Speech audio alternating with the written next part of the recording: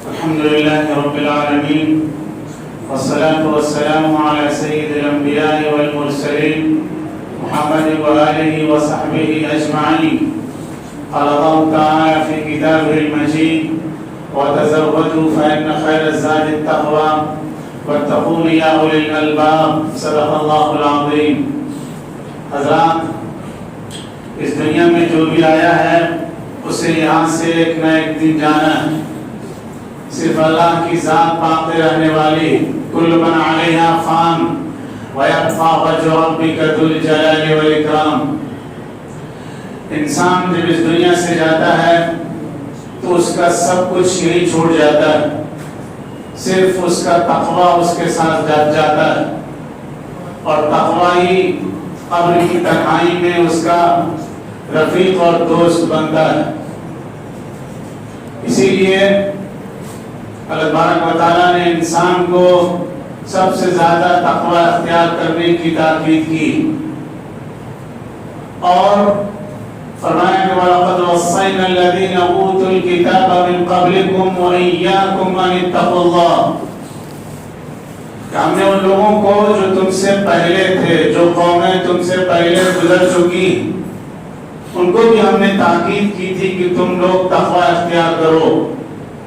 اور تم سے بھی میں کہتا ہوں، اس امت کو مخاطب کر کے کہا گیا کہ تم بھی تقوی اختیار کرو، اس لیے کہ انسان کے لیے سب سے قیمتی چیز تقوی ہے، سب سے بہترین لباس تقوی ہے.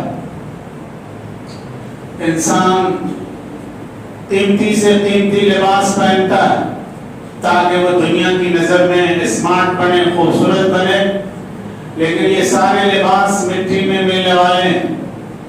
صرف ایک تقوی کا لباس ایسا ہے جو انسان کے ساتھ اس دنیا سے جاتا ہے. وَلِبَاسُ التَّقْوَى ذَلِكَ خَيْرٌ ذَلِكَ مِنْ آيَاتِ اللَّهِ لَعَلَّهُمْ يَذَّكَّرُونَ. کہ جو تقوی کا لباس ہے وہ سب سے بہترین لباس ہے. یہ اللہ کے نزدیک بھی بہترین لباس ہے اور دنیا میں بھی تمہارے لیے بہترین لباس ہے. تو تقوی ایک ایسی چیز ہے کہ ہر قوم نے، ہر نبی نے اپنی قوم کو تقوی کی وصیت کی. حضرت نوح علیہ السلام نے اپنی قوم سے کہا کہ تم تقوی اختیار کرو. اذ قال لهم اخوهم نوح الا تتقون. حضرت ہود علیہ السلام نے اپنی قوم سے کہا کہ تم تقوی اختیار کرو. اذ قال لهم اخوهم هود الا تتقون. حضرت صالح علیہ السلام نے کہا کہ تقوی اختیار کرو. اذ قال لهم اخوهم صالح الا تتقون. اور حضرت لوط علیہ السلام نے کہا کہ تقوی اختیار کرو. اذ قال لهم اخوهم لوط الا تتقون. اور حضرت شعیب علیہ السلام نے بھی کہا کہ تقوی اختیار کرو. اذ قال لهم شعیب الا تتقون. اور حضور اکرم صلی اللہ علیہ وسلم نے فرمایا اتق اللہ حیثما کنت واتبع السیئۃ بالحسنہ تمحوها وخالق الناس بخلق حسن. کہ تم جہاں بھی رہو تقوی اختیار کرو، تقوی کے راستے پر چلنے کی کوشش کرو.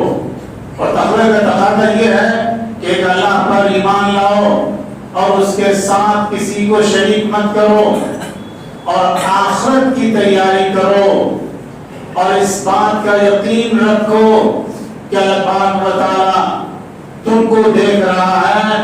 اسی حقیقت کا نام تقوی ہے کہ انسان کے دل میں یہ ایمان مضبوطی کے ساتھ بیٹھ جائے، یہ عقیدہ مضبوطی کے ساتھ جم جائے کہ ہر وقت اللہ پاک و تعالی ہمیں دیکھ رہا ہے.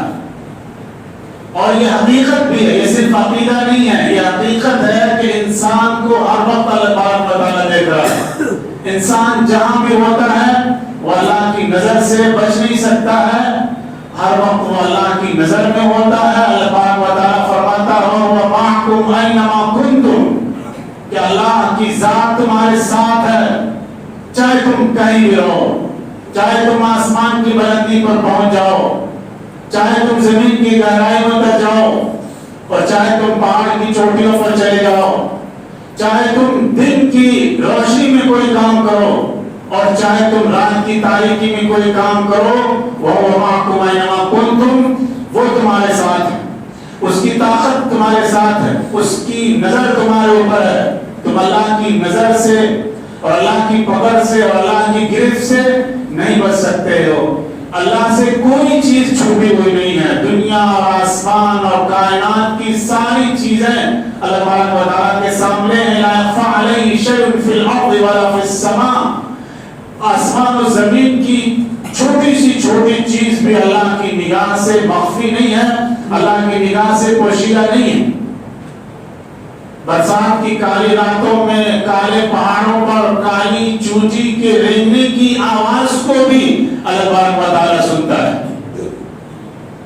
ایک پتا بھی ہلتا ہے تو اللہ تبارک و تعالیٰ کو اس کا علم ہوتا ہے۔ لا تسقط من ورقة إلا يعلمها ولا حبة في ظلمات الأرض ولا رطب ولا يابس إلا في كتاب مبين۔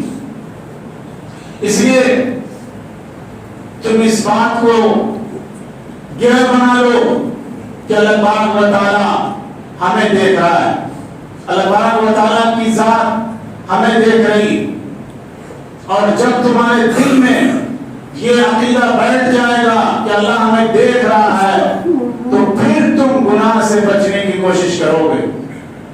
یہ فطری بات ہے کہ انسان کو جب یہ احساس ہوتا ہے کہ کوئی اسے دیکھ رہا ہے، اس کا بھائی دیکھ رہا ہے، اس کا باپ اس کو دیکھ رہا ہے، اس کے گھر والے اس کو دیکھ رہے ہیں، تو وہ غلط کام کرنے سے بچتا ہے۔ لیکن جب اس کو معلوم ہو جائے، جب اس کے دل میں بات بیٹھ جائے کہ اللہ پاک بتا ہمیں دیکھ رہا ہے، تو پھر وہ گناہ سے بچتا ہے، اور گناہ سے بچنے کا یہی ذریعہ ہے۔ اسی عقیدے کو اگر تازہ کیا جائے تو انسان ضرور گناہ سے بچ جائے گا، اور وہ اللہ کی نافرمانی سے اور اللہ کی معصیت سے دور رہے گا، اس لیے کہ اللہ کی نافرمانی اور اللہ کی معصیت بہت بڑا جرم ہے۔ اس دنیا میں جو بھی شر ہے اس کی وجہ یہ ہے کہ اللہ کی نافرمانی کی جاتی ہے، اللہ کی معصیت کی جاتی ہے، اللہ کے حکموں کو نظر انداز کیا جاتا ہے، تو دنیا میں شر پیدا ہوتا ہے، اور اسی شر کی وجہ سے ابلیس کو ملعون قرار دیا گیا۔ اسی گناہ کی وجہ سے اللہ تعالیٰ نے قوم نوح کو سیلاب کے ذریعے سے تباہ کر دیا۔ اسی گناہ کی وجہ سے اللہ تعالیٰ نے قوم لوط پر آسمان سے پتھر کی بارش کی۔ اسی گناہ کی وجہ سے اللہ تعالیٰ نے قوم سمود کو، قوم عاد کو، قوم لوط کو تباہ و برباد کر دیا۔ اسی گناہ کی وجہ سے اللہ تعالیٰ نے فرعون کو سمندر میں ڈبو دیا، اور اسی گناہ کی وجہ سے اللہ نے قارون کو زمین میں دھسا دیا، اور اسی گناہ کی وجہ سے اللہ تعالیٰ نے ابو جہل کو مٹی میں ملا دیا، اور اسی گناہ کی وجہ سے اللہ تعالیٰ نے ابو لہب کو خاک میں ملا دیا۔ اور آج بھی جو لوگ اللہ کی معصیت کر رہے ہیں، اللہ کی نافرمانی کر رہے ہیں، وہ اللہ کے عذاب سے بچ نہیں سکتے ہیں اگر انہوں نے اللہ کے سامنے توبہ نہیں کی تو۔ فَأَمَّا مَنْ طَغَىٰ وَآثَرَ الْحَيَاةَ الدُّنْيَا فَإِنَّ الْجَحِيمَ هِيَ الْمَأْوَىٰ۔ کہ جو لوگ سرکشی اختیار کرتے ہیں، اللہ سے بغاوت کرتے ہیں، اللہ کے حکموں سے بغاوت کرتے ہیں، اللہ نے جن چیزوں کو فرض کیا ان چیزوں سے بغاوت کرتے ہیں، جو نماز نہیں پڑھتے ہیں وہ عملی اعتبار سے اللہ کے باغی ہیں، جو روزہ نہیں رکھتے ہیں وہ پریکٹیکلی اللہ کے باغی ہیں، جو سود کھاتے ہیں وہ اللہ کے باغی ہیں۔ قرآن نے اعلان کیا کہ جو سود کھاتا ہے وہ اللہ سے اعلان جنگ کرتا ہے۔ فَأَذَنُوا بِحَرْبٍ مِّنَ اللَّهِ وَرَسُولِهِ، تو سود کھانے والے اللہ سے بغاوت کرنے والے ہیں۔ زنا جو لوگ کرتے ہیں وہ اللہ سے بغاوت کرتے ہیں، جو لوگ شراب پیتے ہیں وہ اللہ سے بغاوت کرتے ہیں، جو لوگ نماز چھوڑتے ہیں وہ اللہ سے بغاوت کرتے ہیں، جو لوگ روزہ چھوڑتے ہیں وہ اللہ سے بغاوت کرتے ہیں، جو لوگ زکوٰۃ نہیں نکالتے ہیں وہ اللہ سے بغاوت کرتے ہیں۔ تو جو اللہ کے باغی ہیں، جو اللہ کے نافرمان ہیں، جو اللہ کے حکم کو نظر انداز کرنے والے ہیں، وہ اللہ کے عذاب سے بچ نہیں سکتے ہیں۔ آج اللہ نے اگر ان کو کچھ مہلت دے رکھی ہے تو اس کی حکمت اللہ تعالیٰ ہی جانتا ہے، لیکن وہ اللہ کی پکڑ سے بچ نہیں سکیں گے۔ ان بطش ربک لشدید، اللہ کی پکڑ بہت ہی سخت ہے۔ ام حسب الذین یعملون السیئات، جو لوگ برائیاں کر رہے ہیں اور وہ سوچ رہے ہیں کہ ہم اللہ کے عذاب سے بچ کے نکل جائیں گے، یہ ناممکن ہے۔ اللہ ڈھیل دیتا ہے کسی مصلحت کی وجہ سے، کسی حکمت کی وجہ سے، وہ اللہ ہی جانتا ہے۔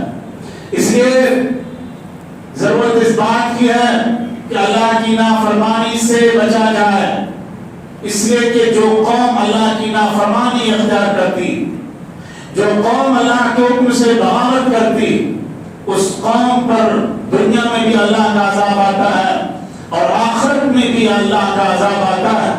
وَأَمَّا مَنْ طَغَىٰ وَآثَرَ الْحَيَاةَ الدُّنْيَا فَإِنَّ الْجَحِيمَ هِيَ الْمَأْوَىٰ۔ جو لوگ سرکشی اختیار کرتے ہیں، جو لوگ اللہ سے بغاوت کرتے ہیں اور دنیا کی زندگی کو سب کچھ سمجھتے ہیں، دنیا کی زندگی کو ہی پرائیورٹی دیتے ہیں، ان کے نزدیک آخرت کی کوئی اہمیت نہیں، ان کے نزدیک جنت کی کوئی اہمیت نہیں، ان کے نزدیک اللہ کا عذاب کا کوئی خوف ان کے دلوں میں نہیں، تو اللہ تبارک و تعالیٰ فرماتا فَإِنَّ الْجَحِيمَ هِيَ الْمَأْوَىٰ، جہنم ہی ان کا ٹھکانہ ہے، ان کے لیے اللہ نے جہنم تیار کر رکھی۔ لیکن جو لوگ تقوی اختیار کرتے ہیں، جو اللہ کے عذاب سے ڈرتے ہیں، جو سچائی کے راستے پر چلتے ہیں، جو ایمان کے تقاضوں کو پورا کرتے ہیں اور جو نیک عمل کرتے ہیں، جو اس دنیا کی زندگی میں آخرت کو یاد رکھتے ہیں، جو نیک عمل کرتے ہیں، جو نماز کی پابندی کرتے ہیں، جو روزے کی پابندی کرتے ہیں، جو فرائض کا اہتمام کرتے ہیں، فرائض کی پابندی کرتے ہیں، ان کے لیے اللہ تبارک و تعالیٰ نے جنت تیار کر رکھی ہے۔ اللہ تبارک و تعالیٰ ہم سب کو تقوی اختیار کرنے کی توفیق عطا فرمائے۔ وآخر دعوانا الحمدللہ رب العالمین۔